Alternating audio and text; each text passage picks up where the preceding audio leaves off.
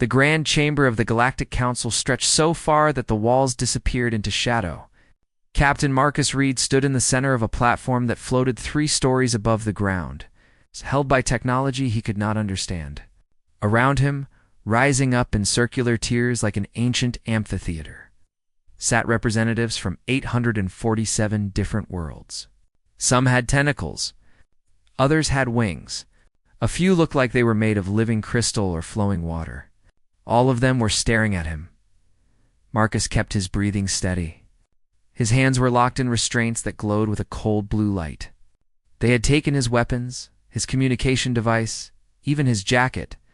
He stood there in his torn uniform shirt, alone in front of the most powerful governing body in the known galaxy. Above him, holographic screens the size of buildings displayed the evidence against him. A destroyed ship. Dead bodies floating in space. Footage of his vessel, the Defiant, fleeing the scene with its engines burning hot, the translator implant behind. His ear buzzed as thousands of alien voices whispered in languages that had evolved on worlds humanity had never even heard of. The sound became a hum that filled the massive chamber. Then, silence fell like a hammer. A being that looked like a floating mass of geometric shapes drifted forward. Its voice came from everywhere at once. Captain Marcus Reed, of the planet Earth. You stand accused of murder? Of piracy? Of breaking the non-aggression pact that governs all civilized species. Your world made contact with the Galactic Council only 6 months ago. Already you bring violence to our space. Akus lifted his head. Every camera in the chamber focused on his face. This trial was being broadcast across the galaxy. Billions of beings on thousands of worlds were watching. Arbitrator Krell, Marcus said, his voice clear and steady. I respectfully request permission to present additional evidence before you pass judgment. A ripple moved through the assembled aliens. Several laughed. The sound was not pleasant. You are a primitive species, another voice spoke. This one came from a section of the chamber draped in red and gold. The speaker was massive, easily 3 meters tall, with scales that gleamed like polished metal and eyes that glowed with inner fire. Your people barely understand hyperspace travel. You have no allies in this council. No leverage, no power. What evidence could you possibly have that we do not already possess? Marcus turned to face the scaled alien. According to the briefing Earth's intelligence had given him, this was Emperor Vahal of the Drexian hegemony. One of the council's most influential members, owner of 17 star systems. Commander of fleets that could reduce planets to ash. With respect, Emperor Vahal, Marcus said, I have evidence that changes everything about this case. But I need the council to see it. Possible, Vahal hissed. This chamber is the most secure location in the galaxy. You were scanned, searched, and stripped of all technology. You have nothing. It was not a friendly expression. I really hoped you would say that. He closed his eyes. For a moment, nothing happened. Then the holographic displays above him flickered. The footage of the destroyed ship vanished. In its place, new images appeared. Images the council had not seen. Images that showed what really happened. The chamber erupted in chaos. The new footage showed the ship Marcus had supposedly attacked. But now the full context was visible. The vessel was not a merchant trader as the official report claimed. It was a prison transport. Through its windows, faces pressed against the glass. Hundreds of them. Thousands. Beings from dozens of different species, packed into cages barely large enough to stand in. That ship, Marcus said, his voice cutting through the noise, was a slaver vessel. The crew I killed were not merchants. They were pirates. And their cargo was not trade goods. The footage continued. It showed Marcus's ship, the Defiant, pulling alongside the transport. It showed his team cutting through the hull. It showed them opening the cages and loading terrified beings onto rescue pods. It showed the slaver crew attacking with weapons that should have been illegal under council law. And it showed Marcus's people fighting back, defending the slaves they were trying to free. This is a fabrication. Emperor Vahal roared. A human trick. Their species is known for deception. The encryption codes on this footage are council-level security. Arbitrator Krell said slowly. The geometric being had gone very still. Class 7 clearance. Only council members have access to such codes. How did a human acquire this? Marcus did not answer directly. Instead, the footage shifted again. Now it showed the inside of the slaver vessel's computer core. Files upon files of transactions, routes, schedules, and names. So many names. Species being bought and sold across Drexian space like animals. The numbers were staggering. Millions of beings. Decades of operations. And protecting it all, authorization codes from someone on the council itself. I did not come here to start a war, Marcus said into the shocked silence.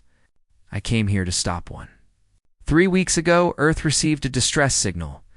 It used human encryption from a colony that went silent 2 years ago. Before first contact. Before we even knew you existed. I led a team to investigate. We found 43 humans on that slaver ship. Men, women, and children who had been taken from their homes and sold. I paused, letting his words sink in. So yes, I destroyed that ship. Yes, I killed the crew. And I would do it again in a heartbeat. Because where I come from, we have a saying. Every person has the right to be free, and anyone who takes that right away forfeits their own. Emperor Vol's scaled fist slammed down on his podium. You dare accuse me? I am a member of this council. My family has served for 10 generations. This human destroyed my property and murdered my subjects, and now he attempts to justify his crimes with lies. Then prove they are lies, Marcus said calmly. The data is all there. Encrypted with codes that came from this very chamber. Someone on this council knew about the slave trade. Someone protected it.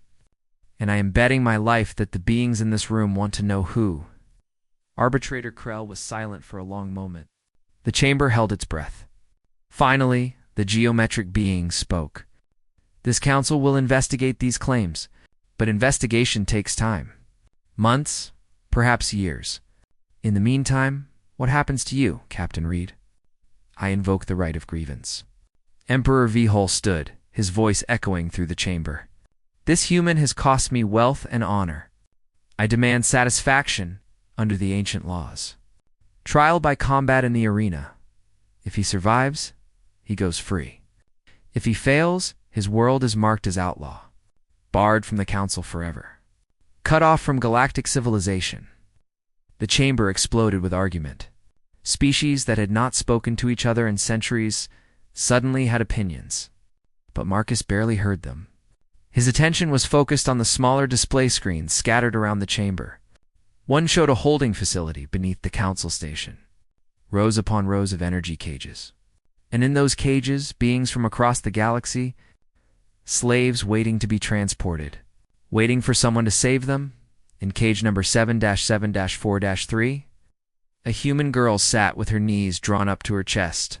She could not have been more than 16 years old. Her hair was matted. Her arms were covered in scars. And her eyes were empty of everything except old pain. Marcus memorized that cage number, 7-7-4-3. I accept, he said. The chamber went silent again. You accept? Arbitrator Krell sounded surprised. Captain Reed, you understand what this means? The arena is not a game. Beings die there. Champions from warrior species train their entire lives for those fights. You are human. Your species has no combat advantages. No enhanced strength or speed. No natural weapons. You will almost certainly die. I understand, Marcus said. When does the trial begin? Emperor Vol's laugh was like breaking glass. 3 days from now? That gives you time to prepare. To pray to whatever gods your species believes in. Its glowing eyes narrowed. And when you die, human, your world will remember the price of defiance. Guards moved forward to escort Marcus from the chamber. As they led him toward the exit, he passed a viewing window.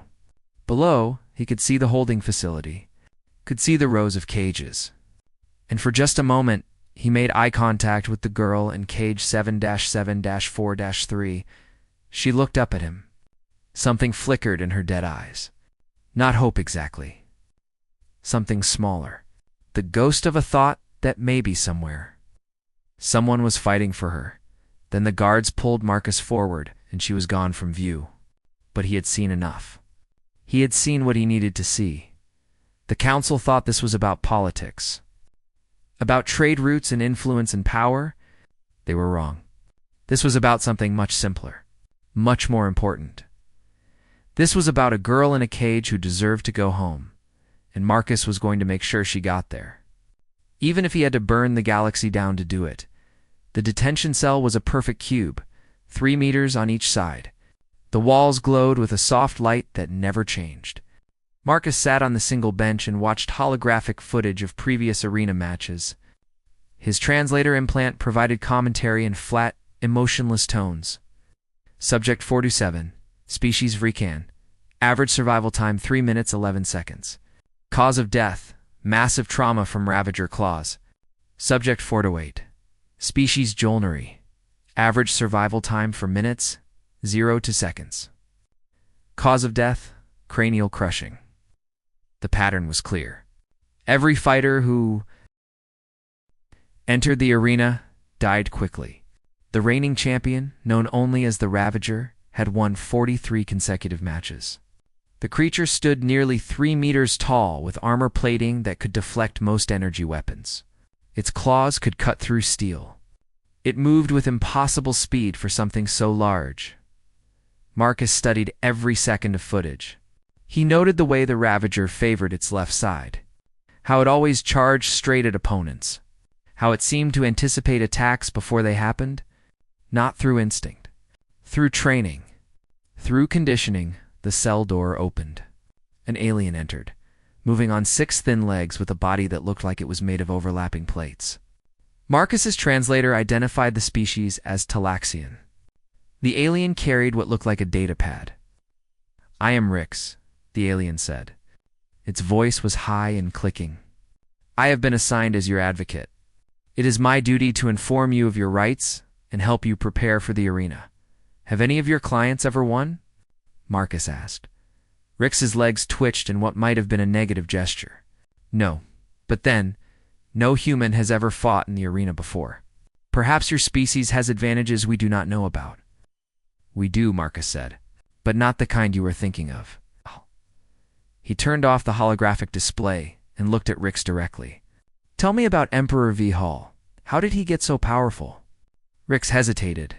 "That information is not relevant to your trial. Tell me anyway." Something in Marcus's tone made the alien settle onto its legs. "The Drexian hegemony has existed for 2,000 years. They control 17 systems. Their military is one of the largest in the galaxy. Emperor V. Hall inherited his position from his father, who took it from his father before him. They maintain power through a combination of military strength, economic control, and strategic alliances within the council. And slavery," Marcus added. Rix went very still. "That is a dangerous accusation, but not a false one." Marcus leaned forward. "How long is the council known?" "Decades. Centuries." "The council enforces anti-slavery laws," Rix said, but its voice lacked conviction. "It is forbidden to trade in sentient beings, except when powerful people do it.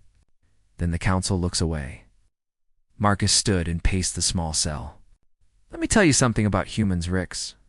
We come from a world where the strong prey on the weak, where violence is the natural state. Our entire history is war, conquest, slavery, and revolution. We have committed every crime your council forbids. We know exactly how your system works because we invented most of it." "Then how are you different?" Rix asked. "Because we learned," Marcus said simply. "It took us thousands of years, millions of deaths. But eventually we figured it out. That cooperation is stronger than conquest. That protecting the weak makes everyone stronger. That every time you put someone in chains, you make yourself a slave to. Slave to your own cruelty." Rix was quiet for a moment. Then it said, "You cannot win in the arena with philosophy." No, Marcus agreed. "But I can win with understanding. Every species in the galaxy evolved differently. Different gravity, different atmosphere, different threats. But you all have one thing in common. You evolved to survive, not to fight." He pulled up the holographic display again, showing footage of the Ravager. Look at it. Really look. That is not a warrior. That is a victim. See the scars? Not from battle, from control collars. See the way it moves? Not hunting. Following commands? Someone is controlling that creature, making it fight. And I am willing to bet they are using the same methods they use on slaves. Rix's legs trembled. You are saying the champion is enslaved? I am saying everyone in this system is enslaved. Some just have nicer chains. The cell door opened again. This time, guards entered. 6 of them, armed with energy weapons. Behind them came Emperor V-Hall himself. The Drexian leader had to duck to fit through the doorway. His scales gleamed in the cell's light. Leave us, V-Hall commanded. The guards and Rix backed out quickly. The door sealed behind them. Emperor V-Hall stared at Marcus for a long moment. Then he laughed. You are either the bravest human I have ever met or the stupidest. I have not decided which. Why are you here? Marcus asked. To make you an offer. V-Hall settled his massive bulk against the wall. You impressed me in the council chamber. That evidence you presented, the codes you somehow acquired, the way you manipulated the council into giving you a trial, you have skills, human, intelligence. I can use someone like you. I am listening. Withdraw your challenge. Accept exile. Take your rescued colonists and return to Earth. I will ensure the council never grants you membership. But I will also ensure your species survives. No blockades, no war. Just isolation. You live your lives, we live ours. Everyone walks away. And the slaves? Marcus asked. What about them? The humans on your ships? The other species in your cages? What happens to them? Val's eyes narrowed. They are not your concern, as Marcus said softly. They are. You would throw away your world's future for beings you have never met? For species that are not even human? Every single time, Vihal studied him. You are serious. You truly believe this. Where I come from, we have another saying. The measure of a civilization is not how it treats its strongest members, but how it treats its weakest. You are strong, Emperor Vihal. You command fleets. You own worlds. But you are not civilized. You are just powerful. And on my world, we learned long ago that power without principle is just another word for tyranny. For a moment, something flickered in Val's eyes. Anger, respect, fear. Marcus could not tell.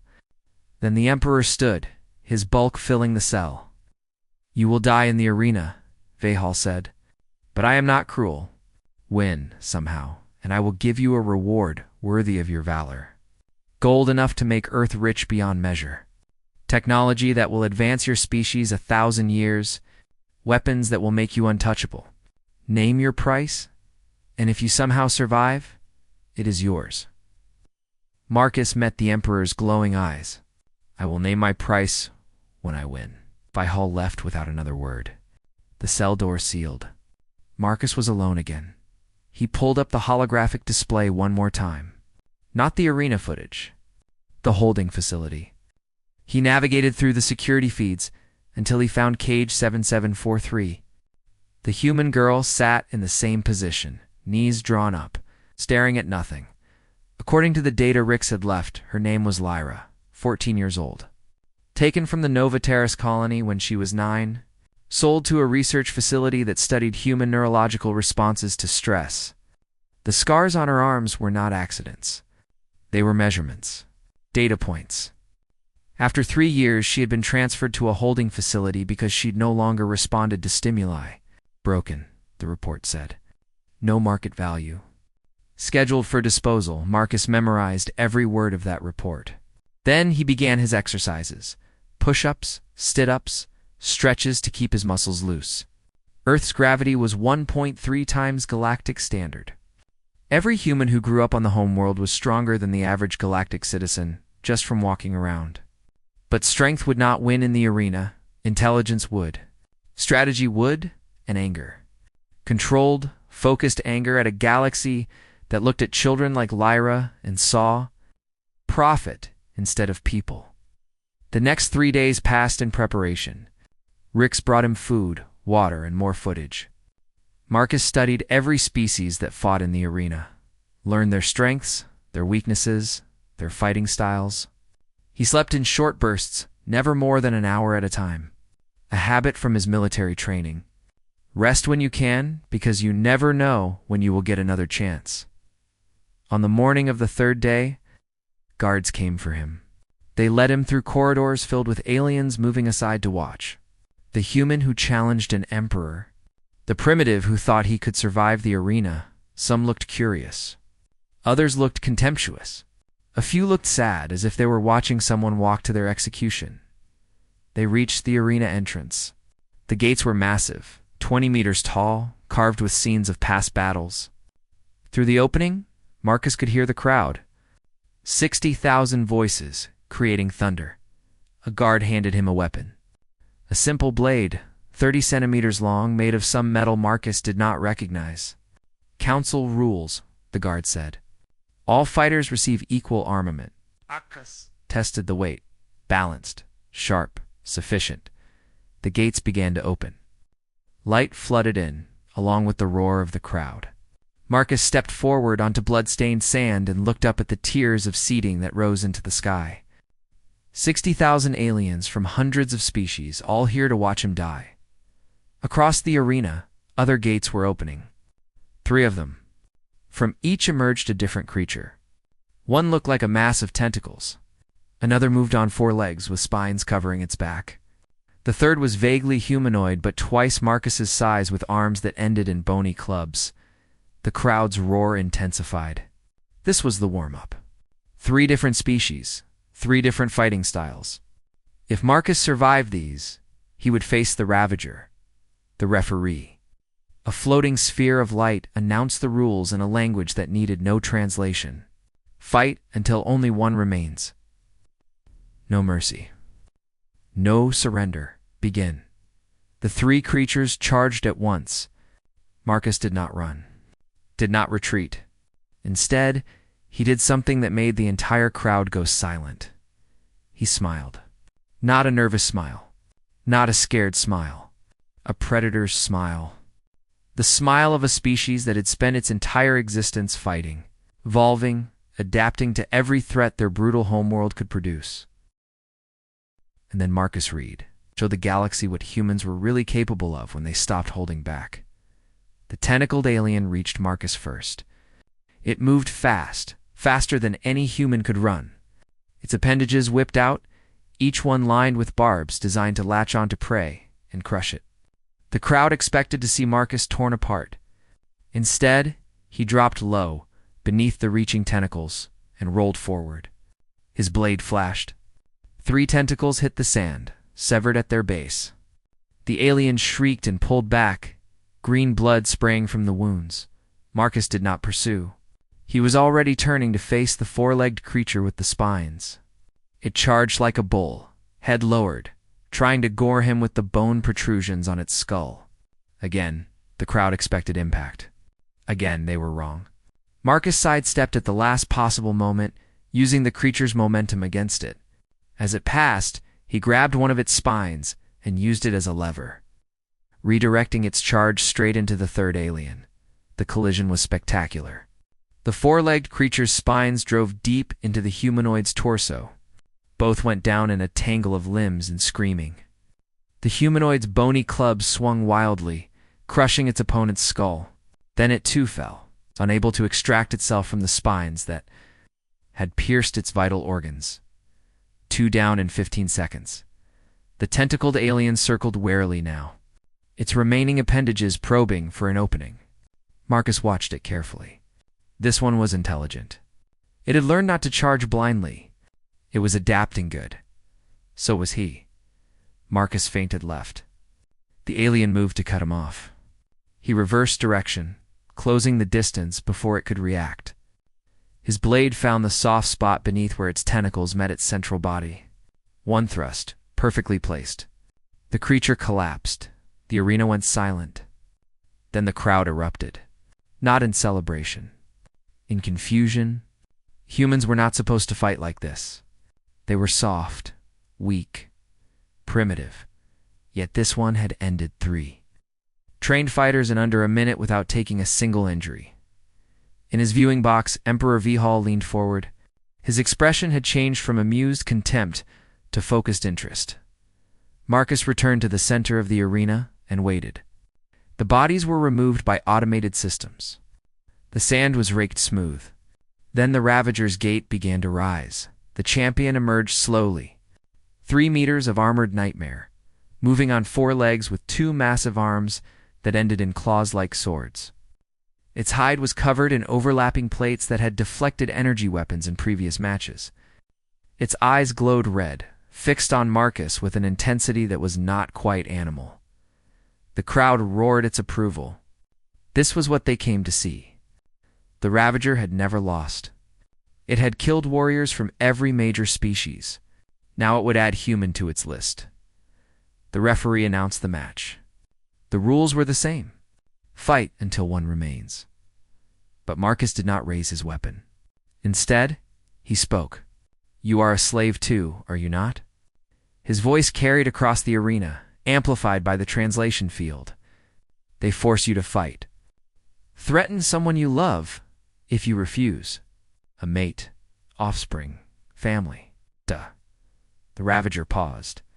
Its glowing eyes flickered. "Look at your neck," Marcus continued, staying very still. "The control collar. They shock you when you disobey, starve you when you lose. You are not a champion. You are a prisoner, just like me, just like every being in those cages beneath this station." In the council viewing area, Arbitrator Krell turned to Emperor V-Hall. "What is he doing?" "Being clever," Vale said quietly, "or suicidal. We are about to find out which." Marcus slowly reached to his belt. The guards had taken his weapons and technology, but they had missed something. A small device, barely larger than a coin, hidden in the lining of his uniform. Earth technology, primitive by galactic standards, but compatible with the arena's networked systems. He held it up so the Ravager could see. "I can free you. This device will disrupt the control collar's signal. But you have to trust me. You have to choose." The Ravager's eyes focused on the device. Then, slowly, it lowered its massive head, an offering, an acceptance. Marcus moved forward carefully. Every guard in the arena raised their weapons. But the Ravager remained still as Marcus reached up and attached the device to its collar. There was a moment where nothing happened. Then sparks flew. The collar hissed and died. For 3 seconds, the Ravager did not move. Then its head rose. Its eyes cleared. And for the first time in 10 years, it was free. The roar that came from its throat shook the entire arena. Not a battle cry. A cry of rage, of loss. Of all the years stolen from it, it turned away from Marcus and looked up at the viewing boxes. At the council members who had allowed this to happen, at Emperor V-Hall, who had built his empire on the backs of enslaved fighters. Then it charged. Not at Marcus. At the arena's edge, at the force fields that kept it contained, chaos erupted. Security forces swarmed into the arena. Energy weapons fired. But Marcus was already moving. While everyone's attention was on the Ravager, he accessed the device again. It was connected to the arena's control system now.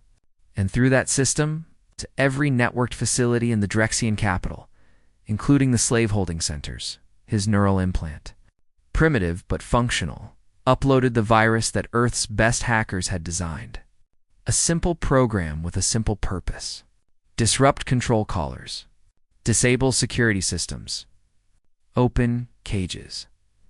Every slave collar in the city began to malfunction. Alarms blared. The arena's lights flickered. On screens throughout the facility, error messages appeared. And in the holding centers beneath the council station, energy cages began to open. Guards grabbed Marcus. 6 of them, weapons pressed against his head and spine. They dragged him from the arena as the crowd panicked and fled. The Ravager was surrounded by security forces now, tranquilizer rounds finally bringing it down. But the damage was done. The guards took Marcus directly to Emperor Vol's private chamber. The Drexian leader was waiting, along with Arbitrator Krell and 3 other council members. Vol's scales had darkened with rage. His claws scraped against the metal floor. "You have started a riot," Vahal said, his voice deadly quiet. "Thousands of slaves are loose in my capital. The arena is damaged. My champion is dead or dying, and the entire galaxy watched it happen on live broadcast." "I won the challenge," Marcus said calmly. "That was the agreement.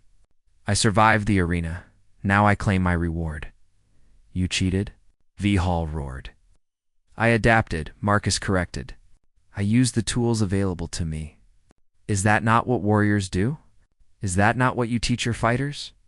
Use every advantage. Exploit every weakness. Win at all costs." Arbitrator Krell's geometric form pulsed with light. "He is correct, Emperor. The rules stated he must survive. They said nothing about method. Captain Reed has won his trial by combat. The council must honor the agreement." Vol's claws dug grooves in the floor, but he could not refuse. Not with the council watching. Not with the entire galaxy as witness. "Fine," he hissed. "You have one human. Name your price. Gold technology? Resources? Name it." Marcus looked past Vahal to the holographic display on the wall. It showed the holding facility, the open cages, the freed beings stumbling into corridors, confused and terrified. And in the center of the screen, cage 7-7-4-3, still sealed because its prisoner was too broken to be dangerous. "I want the girl," Marcus said. "Cell 7743. Her freedom? Complete and unconditional. That is my price." The chamber went silent. Emperor Vahal stared at Marcus, as if he had lost his mind. "One slave? For all of this? For your victory? For your world's honor? For everything you have accomplished? You bargain like a fool." "I bargain like a human," Marcus said. "We do not measure value in gold. We measure it in lives. And that girl's life is worth more than anything you could offer." Vahal laughed. It was a terrible sound. "Very well. I shall deliver her to you personally. But understand this, Marcus Reed. She is broken. Whatever you think you will save, it died years ago. Look at her file." He gestured to a display. "Neurological modification. Psychological conditioning. Experimental trauma response studies. We took everything that made her human and burned it out. You will receive an empty shell. A body that breathes but does not live." Oh. Marcus read the file. Every word. Every horrible detail. The things they had done to Lyra were beyond forgiveness. Beyond comprehension. She had been 9 years old when they started. By the time she was 14, she no longer spoke, no longer cried, no longer reacted to pain or comfort. The report concluded she had no commercial value. Recommended disposal. He closed the file. Looked Emperor Vahal in his glowing eyes. "Then I guess Earth will teach the galaxy something new. We are pretty good at fixing broken things. We have had a lot of practice fixing ourselves." Val's expression darkened. "You have won your prize, human, but you have lost your world's future. The Council will never admit Earth now. Your species chose one broken child over a place among the stars. I will make certain everyone knows that. I will make certain your isolation is eternal." "Maybe," Marcus said. "Or maybe the galaxy will look at what happened here today and realize something. That a species willing to sacrifice everything for one person is exactly the kind of species they want as an ally. Time will tell." Guards escorted Marcus to a secure transport. Hours later, they brought Lyra. She was sedated, loaded onto a medical pod, sealed for transport. Marcus did not see her face, but he saw the scars on her exposed arms, saw the neuromonitoring implant, TIS at the base of her skull, saw the medical readout that listed her condition as terminal, not physically dying, but alive in name only. The Defiant launched from the Council Station with Marcus's freed colonists and one sedated teenage girl. Drexian warships surrounded them immediately. 50-1. Weapons locked. But before they could fire, something impossible happened. Jump portals opened. Not just one or two. Dozens. And through them came ships from species Marcus did not recognize. Smaller vessels. Older designs, but numerous. An armed transmission came through. "This is Commander Rin of the Talaxian Free Fleet. We received your broadcast." Captain Reed, every species in this fleet was nearly enslaved by someone. The Council looked away then too. But we are looking now, and we will not let you fall. Marcus felt something tighten in his chest. Not fear, not relief, something else. The first hint that maybe, just maybe, humanity was not as alone as they thought. The Defiant escaped under the protection of the Free Fleet. Behind them, the Drexian warships did not pursue. They could not. Not without starting a war with a dozen minor species. And even Emperor Viehol was not ready for that. As they entered hyperspace, Marcus went to the medical bay. Lyra's pod was connected to monitoring systems. Her vital signs were stable, but showed minimal brain activity. She was awake but not conscious. Present but not alive. He sat beside the pod and spoke to her, even though she could not hear. "My name is Marcus. I am taking you home. To Earth, it is not much, not compared to all of this. But it is safe, and no one will ever hurt you again. I promise." The monitoring systems showed no response. Lyra's eyes were open but empty. Staring at nothing, Marcus stayed with her until they reached the jump point for Sol System. Stayed with her as they crossed into human space. And stayed with her when they finally reached Earth's orbit and doctors.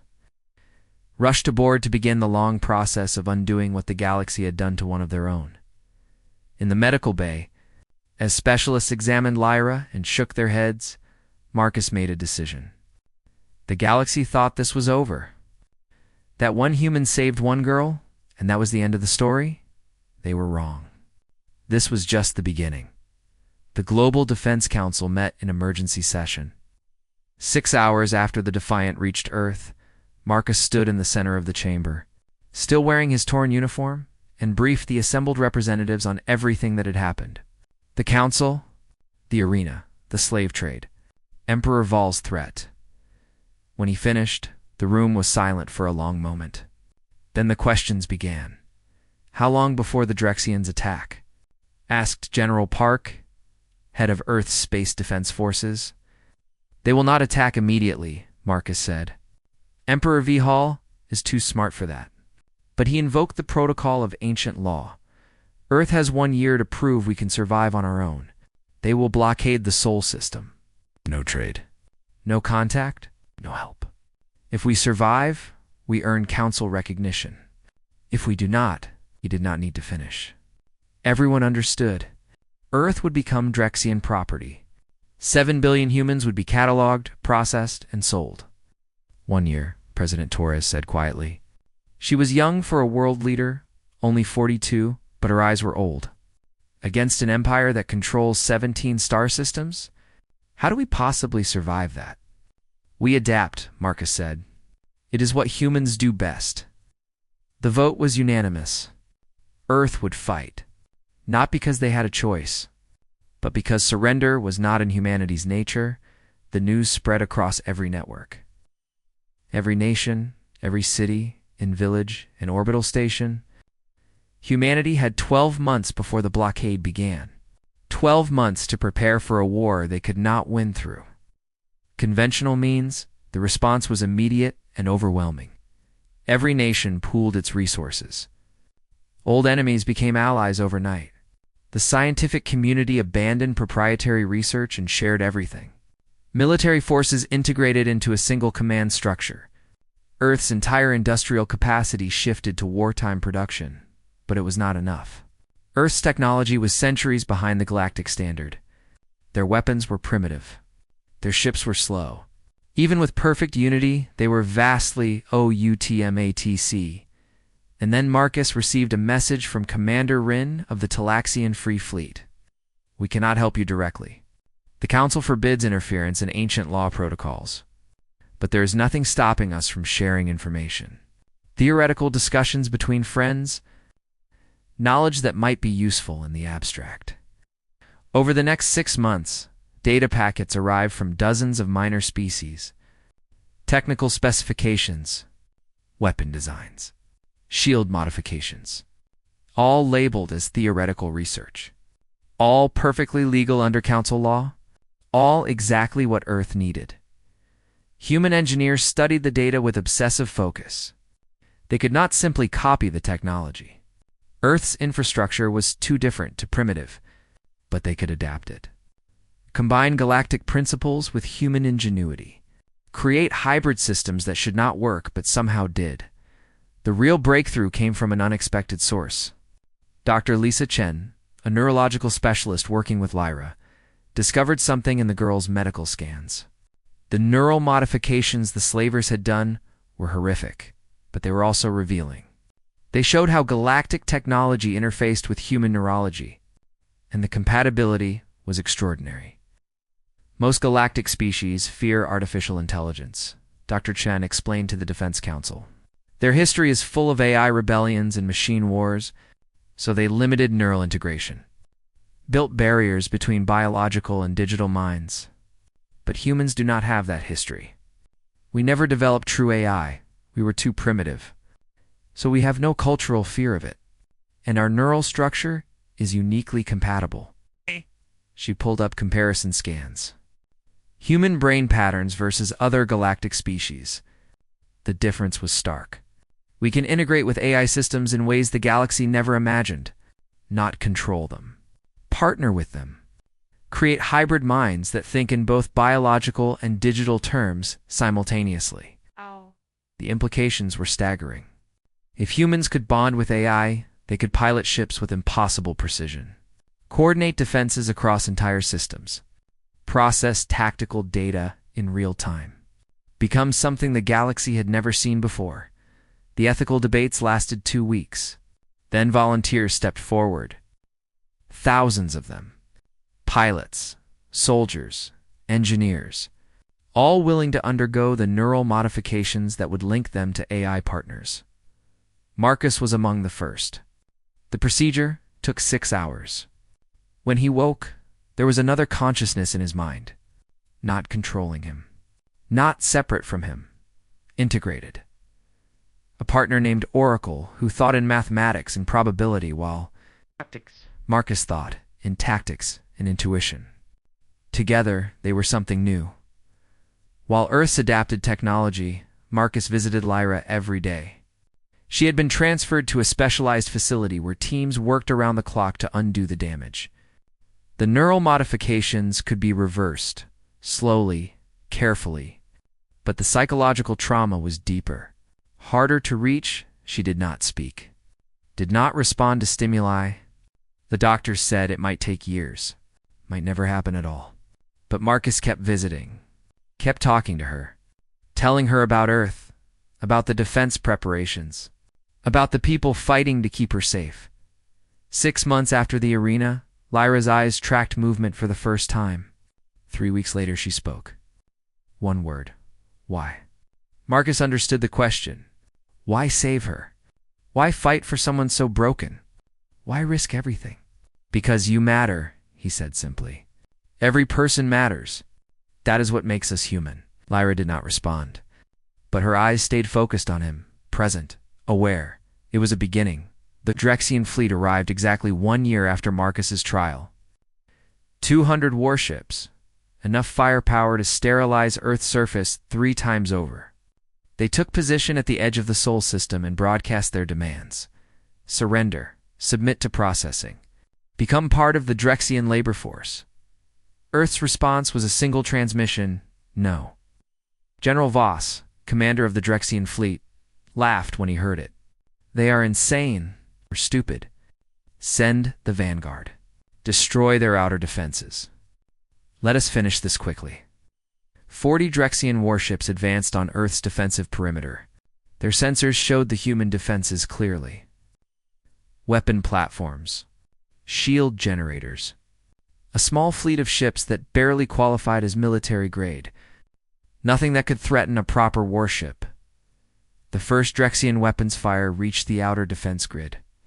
Energy beams designed to vaporize anything they touched. The beams hit the human shields and ... stopped. Not deflected, absorbed, converted, and then returned as coherent streams that sliced through 3 Drexian ships like they were made of paper. General Voss stared at his tactical display in shock. What was that? How did they do that? Unknown, sir, his tactical officer reported. The energy signatures are wrong. Those shields should not be able to handle that much power. Fire again? All ships. Full barrage. The Drexian fleet unleashed everything. Enough energy to crack a planet's crust. It hit Earth's defenses and vanished into the shield grid. For a moment, nothing happened. Then the human weapon platforms activated. Every beam the Drexians fired came back, multiplied by 10, enhanced.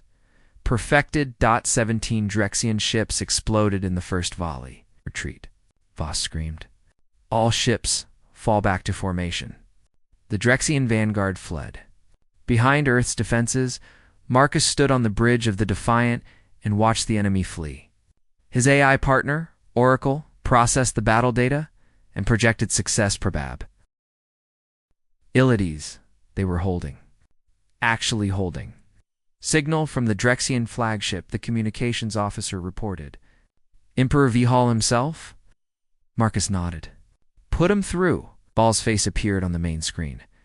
His scales had darkened almost to black. What are you? He demanded. What have you become? Prepared, Marcus said. You gave us a year. We used it. This is impossible. Your technology is primitive. Your defenses should have fallen in minutes.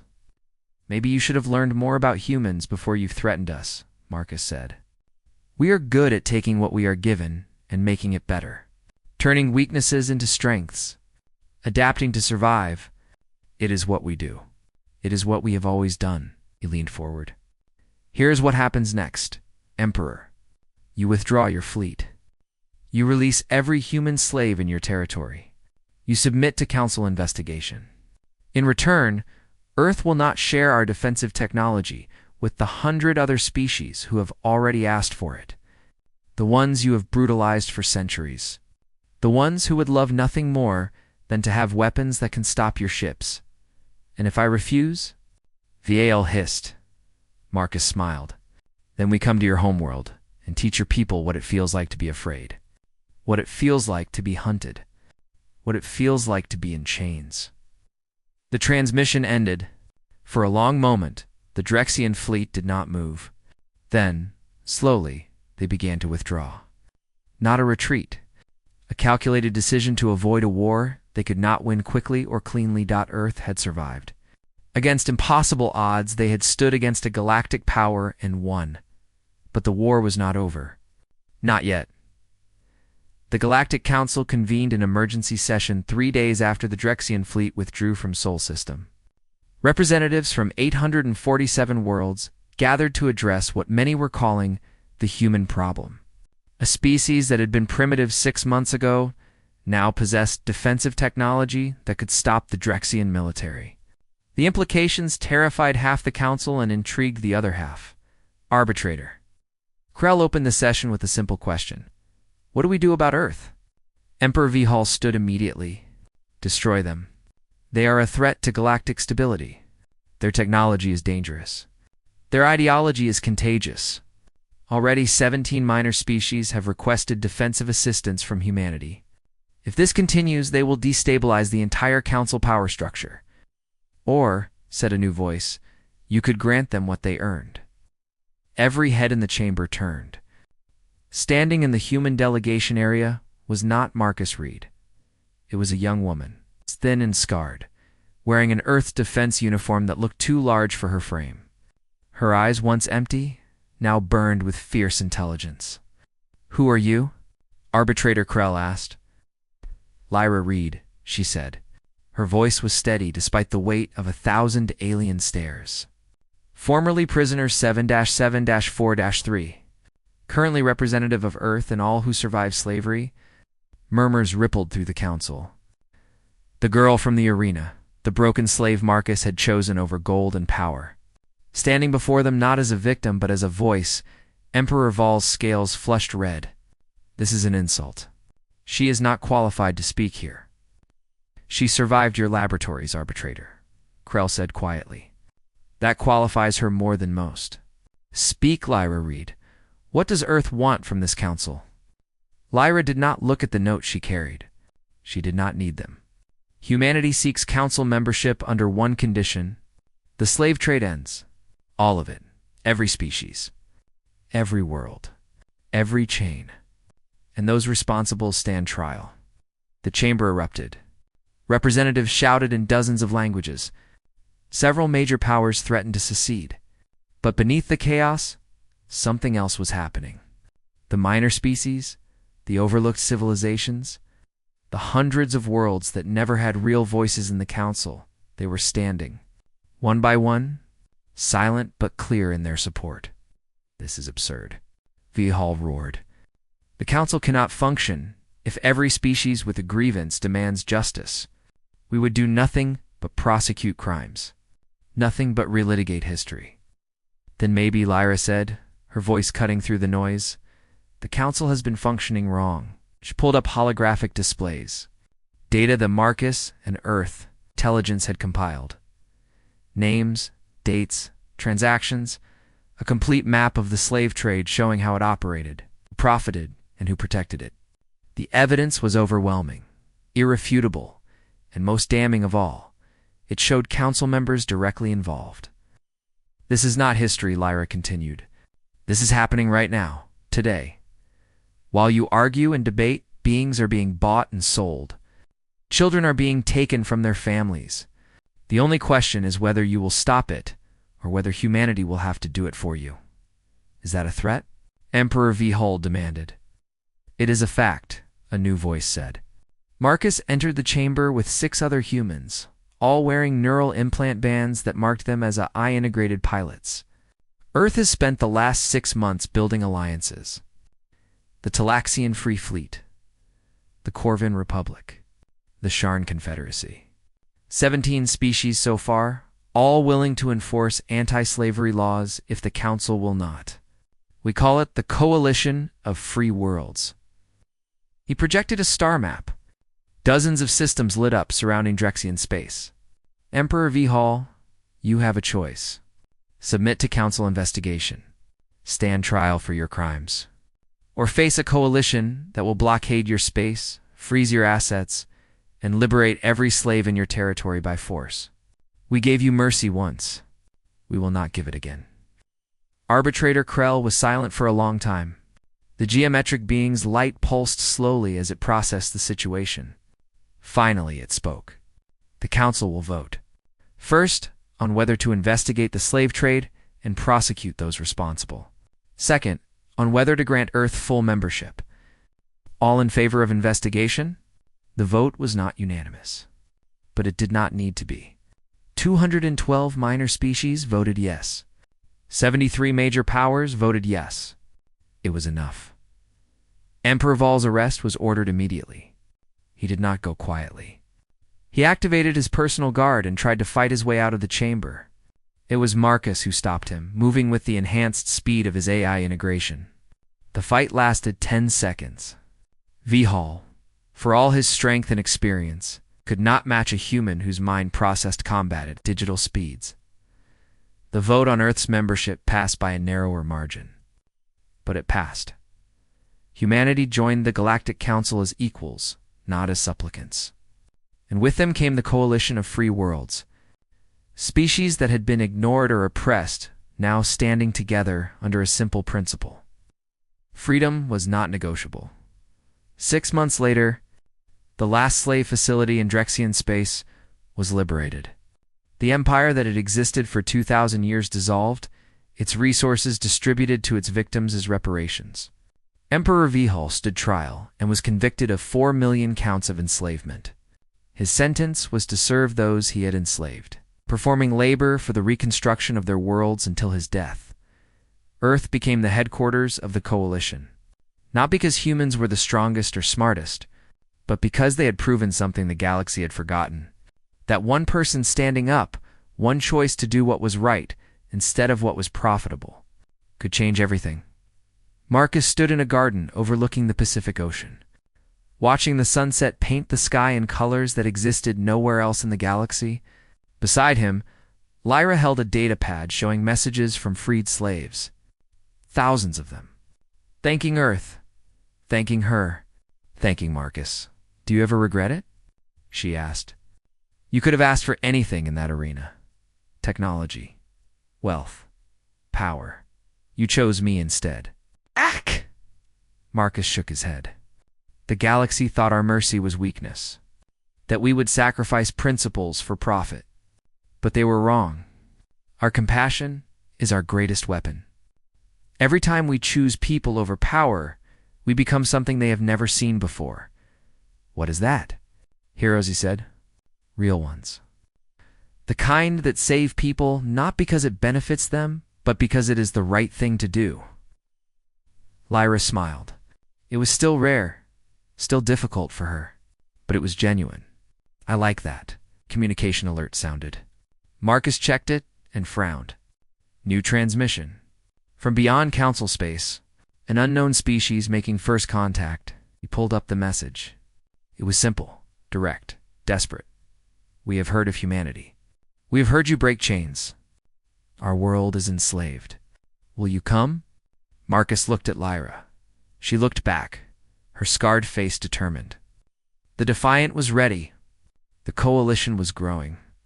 And somewhere in the galaxy, people were suffering who needed help. "Send response," Marcus said. "Tell them we are on our way." Because that was what humans did. They saw someone in trouble, and they helped. Not for profit, not for glory, but because in a galaxy of billions, every single life mattered, and that simple truth, that fundamental belief, was changing the universe one freed slave at a time. The sunset faded. Stars appeared, and among those stars, ships launched from Earth, carrying the message that would echo across the galaxy for generations to come. Humanity was here, and no one would ever wear chains again. Retriclod can make mistakes. Please double-check responses.